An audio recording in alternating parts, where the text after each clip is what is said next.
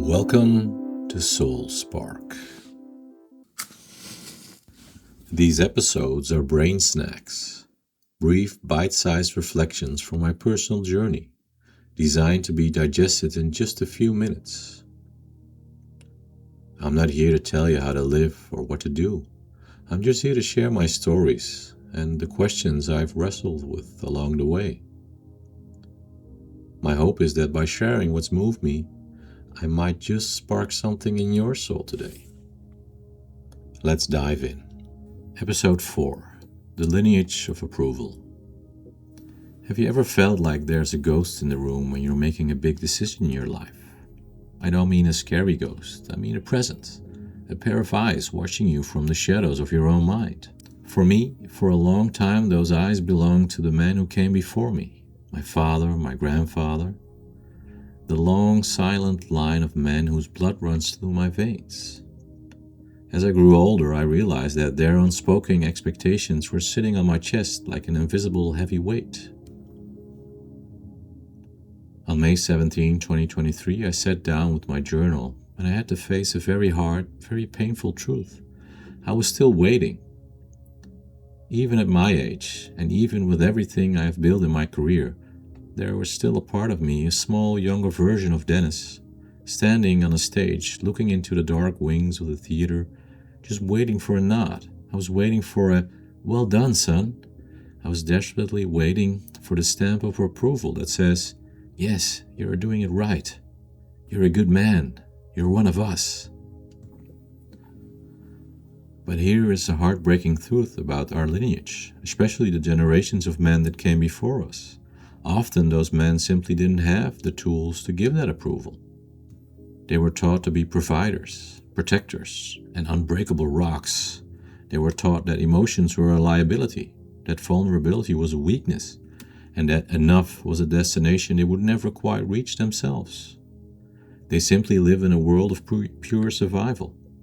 So how could I expect them to give me an emotional validation that they didn't even possess themselves? How can a man who is starving for his own approval feed yours?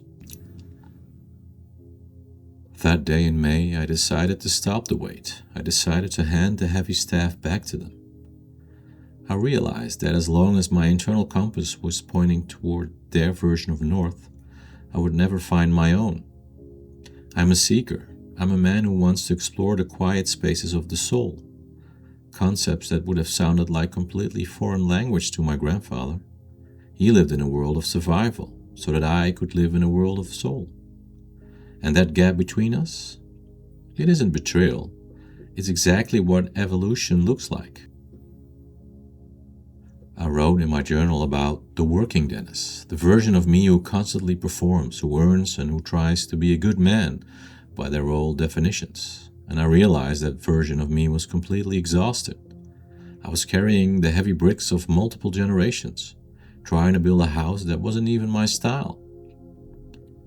What if the greatest honor we can show our ancestors isn't by repeating their hard lives, but by becoming the most free, authentic version of ourselves? I had to look in my own mirror and give myself permission. I had been hunting for in their eyes. I had to say to the younger version of me, "I see you. I love what you're creating. You don't need a signature from the past to make your soul valid." When you finally stop seeking approval from the outside, even from the people you love the most, something magical happens. There's a profound physical relief in your body. Your shoulders drop. Your breath goes deeper into your belly. You stop looking back over your shoulders to see if you're doing it right, and you start looking straight ahead at the path only you can walk. This isn't about a lack of love for your family. It's about the abundance of self-trust. It is realizing that your lineage gave you your life, but you are the one who gives that life meaning. So, I want to ask you today, whose eyes are you still trying to please? Whose invisible no is keeping you from saying that your loudest yes? What if the "well done" you're desperately craving is already echoing inside your own heart, just waiting for you to listen? Did this spark your soul today? Thank you for sharing this space with me today. As you step back into your world, remember, you don't need to have all the answers right now. Sometimes just noticing the question is enough. May this brain snack offer a moment of stillness in the noise. And remember, embrace the spark.